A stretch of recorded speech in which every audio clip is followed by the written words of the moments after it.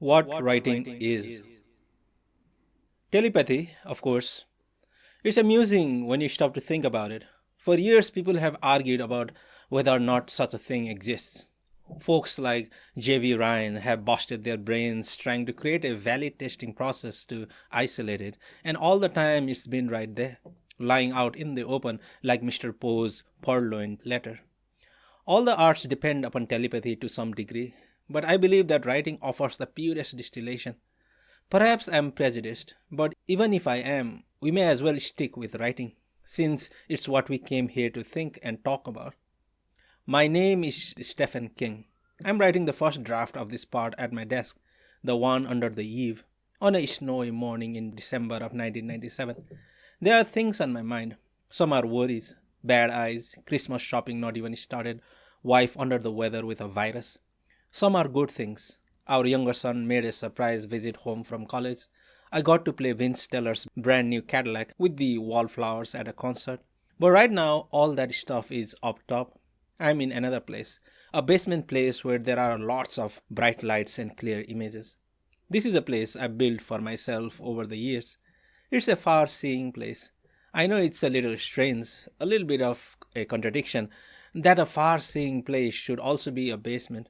But that's how it is with me. If you construct your own far seeing place, you might put it in a treetop or on the roof of the World Trade Center or on the edge of the Grand Canyon. That's your little red wagon, as Robert McCammon says in one of his novels. This book is scheduled to be published in the late summer or early fall of 2000.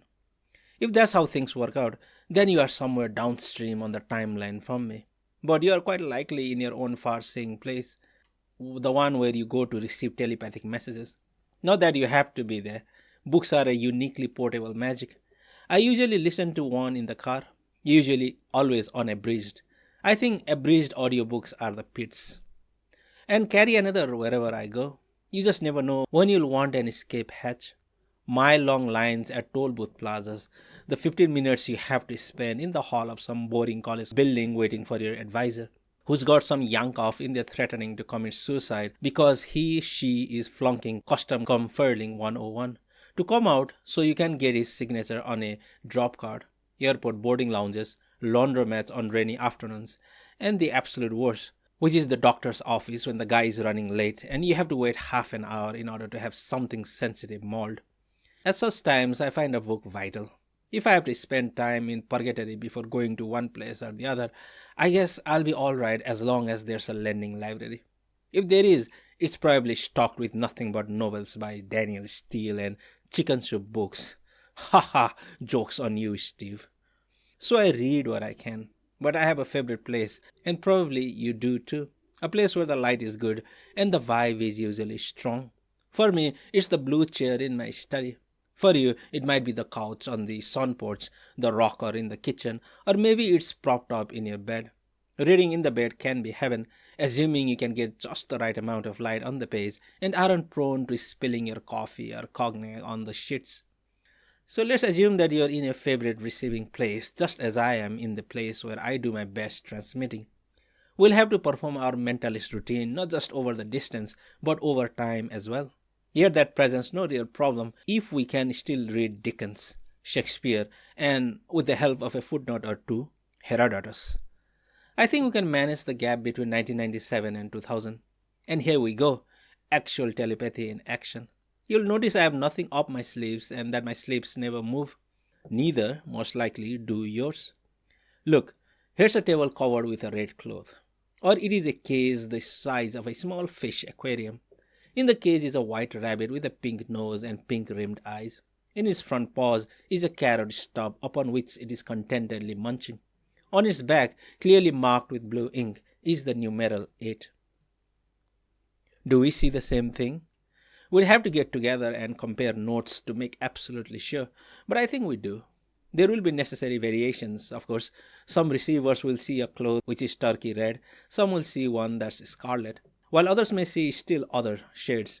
To color-blind receivers, the red tablecloth is the dark grey of cigar ashes. Some may see scalloped edges, some may see straight ones. Decorative souls may add a little lace, and welcome. My tablecloth is your tablecloth. Knock yourself out. Likewise, the matter of the case leaves quite a lot of room for individual interpretation. For one thing, it is described in terms of rough comparison, which is useful only if you and I see the world and measure the things in it with similar eyes. It's easy to become careless when making rough comparisons, but the alternative is a prissy attention to detail that takes all the fun out of writing. What am I going to say? On the table is a case 3 feet 6 inches in length, 2 feet in width, and 14 inches high. That's not prose, that's an instruction manual. The paragraph also doesn't tell us what sort of material the cage is made of: wire mesh, steel rods, glass. But does it really matter? We all understand the cage is a see through medium. Beyond that, we don't care. The most interesting thing here isn't even the carrot munching rabbit in the cage, but the number on its back. Not a 6, not a 4, not 19.5, it's an 8. This is what we're looking at, and we all see it. I didn't tell you, you didn't ask me, I never opened my mouth and you never opened yours. We're not even in the same year together, let alone the same room. Except we are together. We're close. We're having a meeting of minds. I sent you a table with a red cloth on it, a cage, a rabbit, and a number 8 in blue ink. You got them all, especially that blue 8. We've engaged in an act of telepathy, no mythy mountain shit, real telepathy.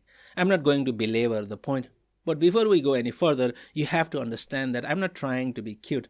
There is a point to be made. You can approach the act of writing with nervousness, excitement, hopefulness, or even despair. The sense that you can never completely put on the page what's in your mind and heart. You can come to the act with your fists clenched and your eyes narrowed, ready to kick ass and take down names. You can come to it because you want a girl to marry you or because you want to change the world. Come to it anyway, but lightly. Let me say it again. You must not come lightly to the blank page.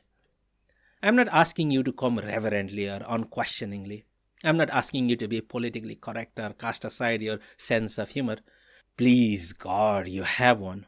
This isn't a popularity contest. It's not the moral Olympics, and it's not the church. But it's writing, damn it, not washing the car or putting on eyeliner. If you can take it seriously, we can do business. And if you can't or won't, it's time for you to close the book and do something else. Wash the car, maybe.